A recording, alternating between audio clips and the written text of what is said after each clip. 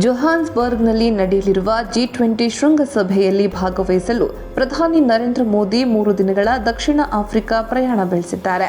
2016, 2018 ಮತ್ತು 2023ರಲ್ಲಿ ನಡೆದ 2 ಬ್ರಿಕ್ಸ್ ಶೃಂಗಸಭೆಗಳಿಗಾಗಿ ದ್ವಿಪಕ್ಷೀಯ ಭೇಟಿಯ ನಂತರ ಇದು ದಕ್ಷಿಣ ಆಫ್ರಿಕಾಗೆ ಅವರ 4ನೇ ಅಧಿಕೃತ ಭೇಟಿಯಾಗಿದೆ.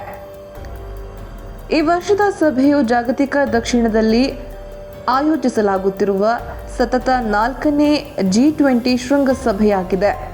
ಶೃಂಗಸಭೆಯು ಕಾರ್ಯಸೂಚಿಗೆ ಸಂಬಂಧಿಸಿದಂತೆ ಭಾರತದ ದೃಷ್ಟಿಕೋನಗಳನ್ನು ಪ್ರಧಾನಿ ನರೇಂದ್ರ ಮೋದಿ ಅವರು ವಿಶ್ವ ನಾಯಕರ ಮುಂದೆ ಮಂಡಿಸಲಿದ್ದಾರೆ.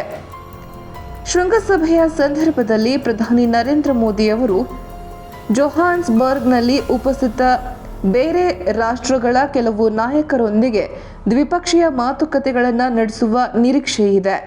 ಈ ನಡುವೆ ಭೇಟಿಗೂ ಮುನ್ನ ನಿರ್ಗಮನದ ಹೇಳಿಕೆಯಲ್ಲಿ ಪ್ರಧಾನಿ ನರೇಂದ್ರ ಮೋದಿ 20ನೇ G20 ನಾಯಕರ ಶೃಂಗಸಭೆಯು ಪ್ರಮುಖ ಜಾಗತಿಕ ಸಮಸ್ಯೆಗಳನ್ನು ಚರ್ಚಿಸಲು ಒಂದು ಅವಕಾಶವಾಗಲಿದೆ. ವಸುದೈವ ಕುಟುಂಬಕಂ ಮತ್ತು ಒಂದೇ ಭೂಮಿ, ಒಂದೇ ಕುಟುಂಬ, ಒಂದೇ ಭವಿಷ್ಯ ಎಂಬ ರಾಷ್ಟ್ರದ ದೃಷ್ಟಿಕೋನದ ಅನುಗುಣವಾಗಿ ಭಾರತದ ದೃಷ್ಟಿಕೋನವನ್ನು ಶೃಂಗಸಭೆಯಲ್ಲಿ ಪ್ರಸ್ತುತಪಡಿಸುವುದಾಗಿ ಹೇಳಿದ್ದಾರೆ. ಇದು ಆಫ್ರಿಕಾದಲ್ಲಿ ನಡೆಯಲಿರುವ ಮೊದಲ G20 ಶೃಂಗಸಭೆಯಾಗಲಿದೆ.